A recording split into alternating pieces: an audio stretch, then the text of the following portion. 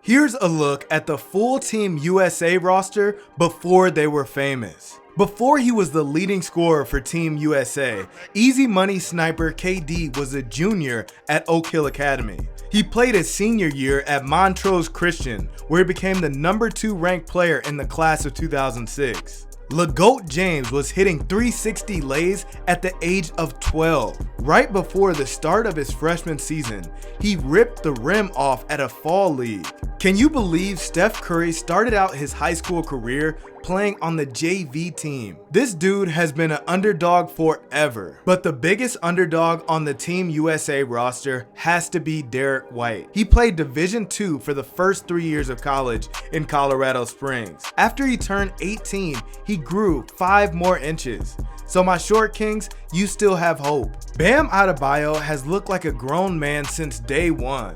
People would always comment reclass or hold back, but Bam was just built different. Him and Dennis Smith were a nasty duo for Team Loaded NC. Anthony Davis was an alien in high school. He started off as a point guard and he went from 6'2" to 6'11" his sophomore to junior year. You can definitely see the floor general in his game.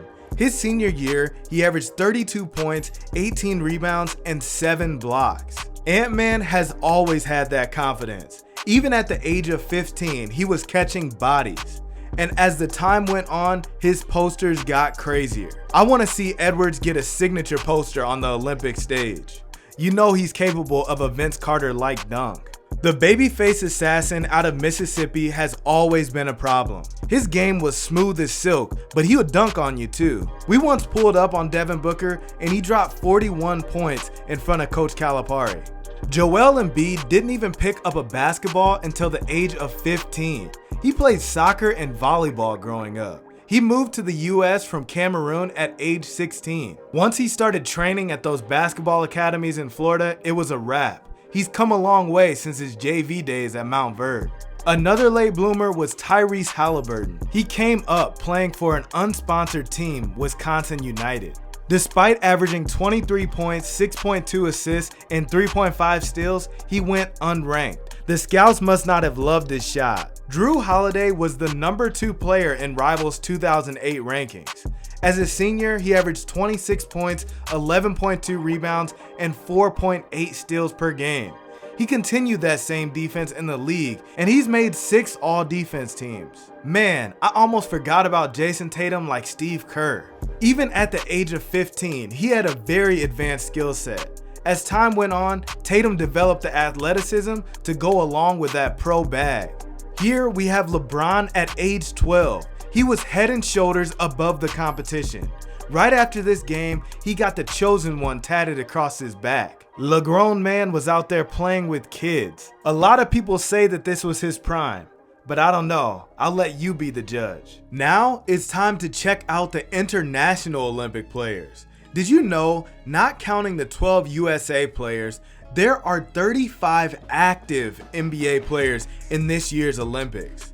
The game has really gone global, but no team has as many NBA players as the Canadian team. Their lead guard is obviously SGA, and we covered him in high school along with his cousin Nickeil Alexander-Walker. But the team doesn't stop there. They got the NBA's most hated Dylan Brooks, who we filmed play against Ben Simmons at Peach Jam back in 2014. NBA champion Jamal Murray is also on that team. RJ Barrett and Andrew Nembhard were on the same Mount Verde teams back in 2018. And the veteran on the team is Kelly Olynyk. France's team has the Twin Towers in Rudy Gobert and Victor Wembanyama. The 2-time Defensive Player of the Year knew Wemby was the truth when he was cooking him in a 2v2 game. The land down under has some serious NBA talent as well. One of the youngest on the team is Josh Giddey. The newest Chicago Bull was getting buckets long before the league. People forget how essential Matthew Dellavedova was for the 2016 Cleveland Cavaliers championship team. His leadership should help this team a lot. Our guy Josh Green was one of the best dunkers in the 2019 class. His dunks at IMG were next level. And then you got the three-point legend Joe Ingles, who is also on the team. Serbia is led by none other than first ballot Hall of Famer Nikola Jokic. A crazy stat from the Serbia versus USA game. The game was tied when Jokic was in. If Jokic's role players can step up, they are going to be a team to watch. Giannis Antetokounmpo has always had a lot of Greek pride. It's dope that they made the cut. These clips are before he became a two-time MVP and NBA champion. He was only 17 years old at the time. South Sudan is making noise in their first ever Olympics. They have Kaman Maluach, who recently signed to play at Duke and is a projected NBA lottery pick. What I love about this team is they have the guys who aren't on NBA rosters but made the G League, like a guy like Carlik Jones, who had a triple-double versus the USA the first time they played. JT Thor had 14 points off the bench. I'm convinced you gotta have handles to be on Puerto Rico's team. Former LSU standout and Boston Celtic, Tremont Waters is the lead guard, alongside Grand Theft Alvarado. We covered both of them back in high school. If y'all saw the movie Hustle with Adam Sandler, then you would know who Juancho Hernan Gomez is. Back in the summer of 2016, Bo Cruz was getting an NBA pre-draft workout in at IMG Academy in Florida.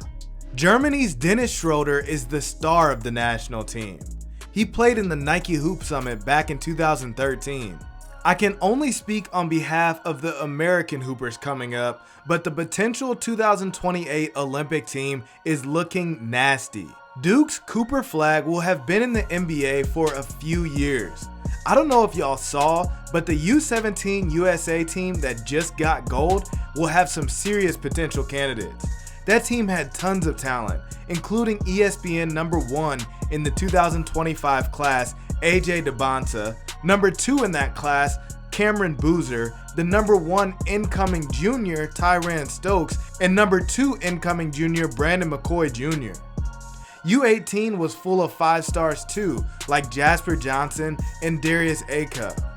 And you obviously gotta have the vets, like Tatum, Ant Edwards, and Bam Adebayo if they decide to play again. Someone like Tyrese Maxey will secure a spot. LeGM James will probably still be a star in the league and owning a team. Maybe Jaylen Brown can get a spot. Ja Morant was injured this year. The options are endless. But either way you look at it, from a global lens, from American lens, basketball is in a good place right now. And if you made it this far, I want to hear your starting 5 for the 2028 Olympic team. Thank you for watching. Please like, comment, and subscribe.